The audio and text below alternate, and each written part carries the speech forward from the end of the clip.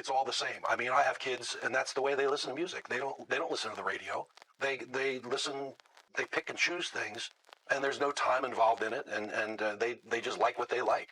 And all the labels are going away, and all the. Daryl Hall drops one quiet sentence that changes everything, and once you hear it, you can't unhear it.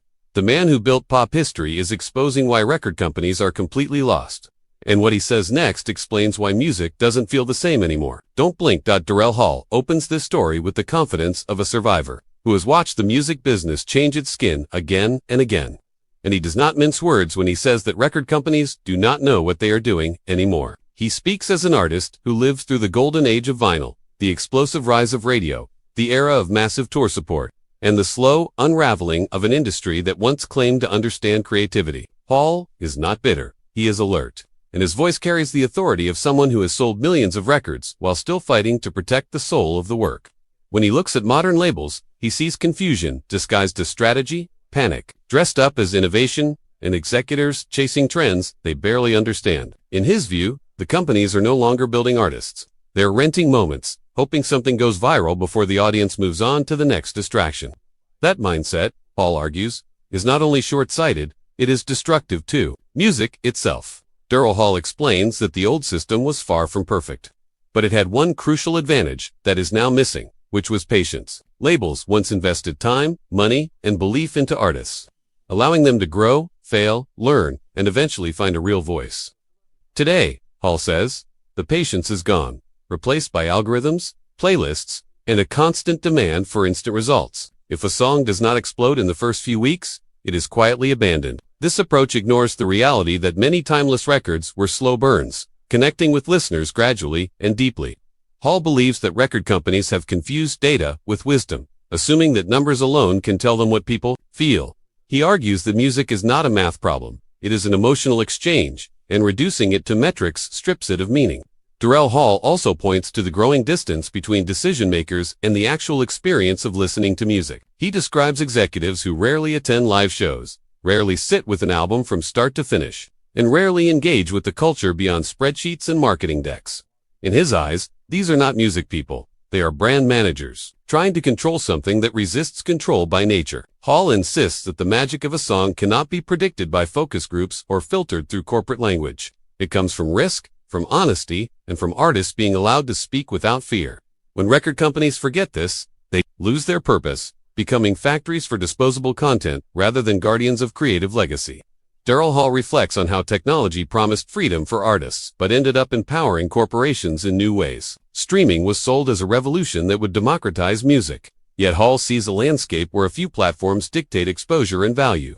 Record companies, instead of challenging this imbalance, often comply with it, accepting smaller payouts and weaker artist protections in exchange for visibility. Hall finds this deeply troubling, because it teaches young musicians that their work is cheap and is easily replaceable. He stresses that music has always been worth something, not just financially, but culturally, and treating it as background noise erodes its power. According to Hall, when labels fail to defend the worth of music, they actively participate in its decline. Daryl Hall is especially vocal about the loss of artist development, calling it one of the biggest mistakes the industry has made. He remembers a time when labels helped shape careers, pairing musicians with producers, songwriters, and mentors who challenged them to improve. Today, he says, that support has been replaced by pressure to self-manage everything, from branding to social media to touring. Hall does not believe that every great artist is meant to be a full-time marketer, and forcing them into that role drains energy from creativity. He argues that record companies once existed to handle the business so artists could focus on art, and abandoning that responsibility leaves everyone weaker. In his view, labels have forgotten why they were needed in the first place. Daryl Hall concludes this part of his argument by warning that the industry cannot survive on short-term thinking alone. He says that chasing trends without understanding them leads to a hollow catalog that will not endure. Music history, Hall reminds us, is built on artists who were allowed to evolve, sometimes in ways that initially confused audiences. Record companies that panic at the first sign of uncertainty miss the chance to be part of something lasting. Hall is not calling for nostalgia, but for intelligence, courage, and respect for the craft. He believes that if labels continue down their current path, they will find themselves irrelevant, watching from the sidelines as artists and fans rebuild the culture without them. Daryl Hall adds that trust has been replaced by contracts built on fear, and this shift poisons relationships before they even begin. Artists enter deals expecting to be exploited, while labels expect artists to fail, creating a cycle of suspicion that benefits no one. Hall believes that great music requires mutual faith, a sense that everyone involved is working towards something meaningful rather than simply extracting value. He recalls moments in his own career when a label executive took a chance based on instinct, not certainty, and those moments changed everything. Today, he says, instinct is treated as a liability, yet without it, creativity collapses into safe repetition. Hall argues that rebuilding trust is not idealistic, it is practical, because audiences can sense authenticity. When music is made under pressure and cynicism, it sounds empty. When it is supported with belief and vision, it resonates for generations. For Hall, the future depends on whether companies remember that music is human communication, not disposable content. Without that realization, no strategy will save them, no platform will protect them, and no trend will give them lasting relevance in a world that craves real connection. Continues by shifting his focus to the emotional cost this broken system places on artists, especially those just starting out. He speaks about young musicians entering the industry with hope, only to be overwhelmed by unrealistic expectations and constant comparison. Hall says record companies encourage competition over community, pushing artists to chase visibility instead of depth. This environment, he believes, leads to burnout before careers even begin. When creativity becomes a race, authenticity suffers. Hall emphasizes that music thrives when artists feel safe enough to explore who they are, not when they are forced to perform a version of success defined by quarterly reports. He warns that an industry built on pressure will eventually crush the very talent it claims to celebrate. Daryl Hall also criticizes how record companies frame success in narrow terms, often reducing it to chart positions or streaming milestones. He argues that this obsession ignores the many ways music can matter in people's lives. A song that never tops a chart can still become the soundtrack to someone's survival, love, or memory. Hall believes labels have lost sight of this human impact, choosing bragging rights over meaningful connection. He explains that when success is measured only by scale, smaller but deeply loyal audiences are undervalued. In the long run, Hall says, these dedicated listeners are the foundation of lasting careers.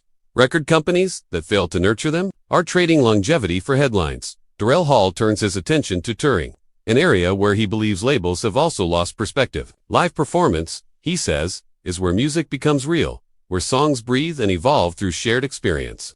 Yet many record companies now treat touring as an afterthought, focusing almost entirely on digital presence. Hall finds this ironic, because live shows are often what convert casual listeners into lifelong fans. He argues that when labels ignore the stage, they misunderstand the heart of music. Touring is not just promotion, it is communion, and dismissing it weakens the bond between artist and audience. Hall insists that no algorithm can replace the energy of a room full of people responding in real time. Daryl Hall speaks passionately about legacy, a concept he feels the modern industry avoids because it cannot be easily monetized. Legacy requires time, consistency, and a body of work that tells a story. Hall worries that record companies are no longer interested in helping artists build that story, preferring quick returns over cultural memory. He reminds listeners that many of the most influential musicians were not immediate successes, but their work endured because someone believed in them long enough. Hall argues that abandoning legacy thinking robs future generations of reverence points, leaving them with a fragmented musical history that lacks depth. Without context, music becomes disposable, and culture loses continuity. Daryl Hall then addresses the role of independence, acknowledging that many artists now choose to operate outside traditional labels. He respects this choice but cautions that independence should not be confused with isolation. Hall believes that artists still need partners who understand and respect music, even if those partners look different from old labels. The problem, he says, is not structure, but ignorance. Record companies could still play a vital role if they relearned how to serve artists rather than control them. Hall suggests that humility is the missing ingredient, the willingness to listen instead of dictate. Without humility, no reinvention will succeed. Daryl Hall closes his argument by challenging record companies to remember why they entered music in the first place. He asks whether they were drawn by profit alone or by the transformative power of sound. Hall believes that those who reconnect with the emotional core of music can still make a difference. Those who do not will fade as artists find new ways to reach audiences directly. His message is not one of anger but of urgency. Music, he says, will survive regardless, but the role of record companies is not guaranteed. Their future depends on whether they choose understanding over control, patience over panic, and respect over exploitation. Daryl Hall reinforces that the audience is far more perceptive than the industry assumes. Listeners can feel when music it is made with care and when it is assembled for convenience. He believes record companies underestimate this intelligence, relying on repetition and marketing tricks to manufacture interests. Hall argues that this approach creates fatigue, not loyalty, and pushes people away from deeper engagement. He stresses that trust between listener and artist is sacred, and when labels interfere too aggressively, that trust erodes. Music becomes noise instead of nourishment. Hall also notes that cultural movements have always started from genuine expression, not corporate planning. By trying to predict culture, companies often arrive too late, mimicking what has already passed. Hall insists that the role of the industry should be to recognize sparks, not to fabricate fires. Because only authentic flames can truly spread and endure across time. Daryl Hall further reflects on responsibility, saying that with influence comes obligation. Record companies shape taste, opportunity, and history, whether they admit it or not. Ignoring that responsibility leads to shallow catalogs and lost voices. Hall believes that every decision, from signing to promotion, sends a message about what is valued. When profit is the only signal, creativity he calls for leadership that understands music as culture, not content, and artists as partners, not products. This shift, he argues, would not weaken businesses, but strengthen them by aligning success with meaning, relevance, and long-term trust. For Daryl Hall, the warning is clear and unavoidable. Adaptation without understanding is failure in disguise. If record companies continue to chase speed instead of substance, they will lose their place in the story of music. Only by slowing down, listening deeply, and honoring creativity can they earn a future worth having. Hall believes that choice remains in their hands right now, but time is not endless, and audiences will not wait forever for wisdom to arrive.